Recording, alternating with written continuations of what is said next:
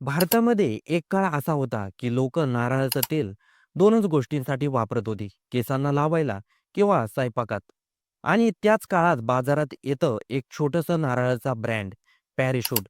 दिसायला साधी निळी बॉटल, पण पुढे ही बॉटल असा इतिहास घडवणार होती, हे त्यावेळी कोणालाही कळलं नव्हतं. मारिको या कंपनीनं पॅराशूट सुरू केलं, पण त्यांच्या समोर पहिल्याच दिवशी एक मोठी अडचण उभा राहिली.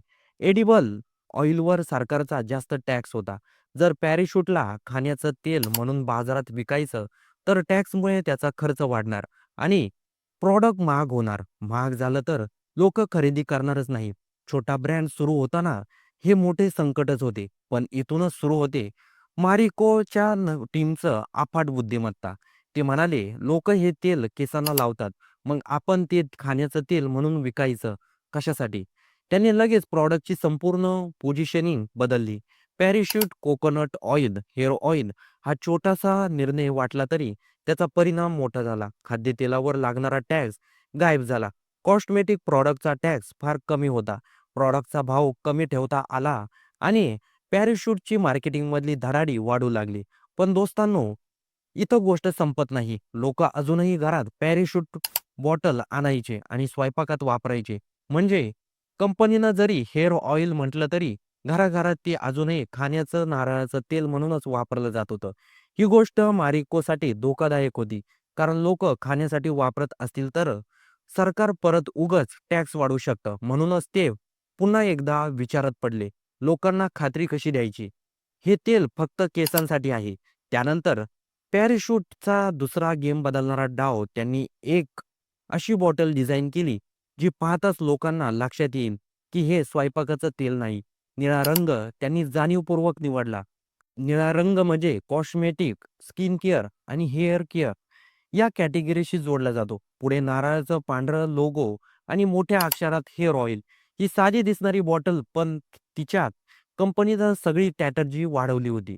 बॉटल बदलली, पण बाजार बदलायला जास्त वेळ लागला नाही. लोकांच्या घरात पॅराशूटच्या निळ्या बॉटलला एक वेगळी ओळख मिळू लागली. आता ती किचनमध्ये नाही, तर ड्रेसिंग टेबलवर दिसू लागली. केसांच्या काळजीत पॅराशूट हा भरोसा बनत होता. याच वेळेला मारिकोने दुसरा एक दमदार निर्णय घेतला.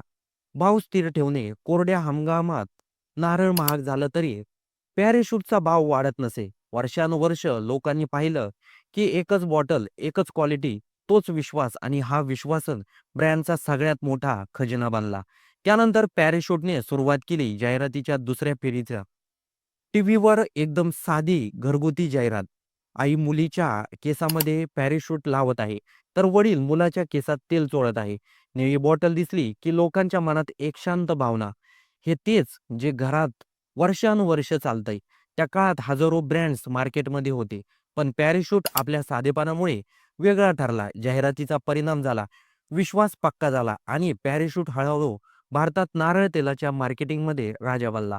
आज परिस्थिती अशी आहे, की भारतात हेअर कोकोनट ऑइल म्हटलं, की सर्वात पहिलं नाव पॅराशूटचंच येतं. एवढंच नाही, पालकांनी, आजी-आजोबांनी वापरलेलं तेच तेल पुढची पिढीही वापरते. ब्रँडिंग, स्ट्रॅटेजी आणि सातत्याने हे 3 गोष्टी न बदलल्यामुळे पॅराशूट आजही 90% पेक्षा जास्त मार्केट शेअर घेऊन बसला आहे. म्हणजे पहा, एक छोट्या समस्येतून सुरुवात झाली. टॅक्स पण योग्य विचार, स्मार्ट प्लॅनिंग आणि ग्राहकाच्या मनात विश्वास निर्माण करणाऱ्या निर्णयामुळे छोटा ब्रँड आज इंडियाभराचा कोकोनट ऑइल किंग झाला. समस्या कितीही मोठी असली तरी वेळेवर लागलेला योग्य आयडिया संपूर्ण खेळ पलटू शकते. आज पॅराशूटने नंतर अक्षरशः हे सिद्ध करून दाखवलं. टॅक्सही वाचवला, बाजारही जिंकला आणि ब्रँडलाही आकाशापर्यंत झेप दिली. तर पॅराशूटबद्दल आपलं काही मत असेल तर ते कमेंट बॉक्समध्ये नक्की नोंदवा आणि व्हिडिओ आवडला असेल तर सर्वात आधी चॅनलला सबस्क्राईब नक्की करून जा.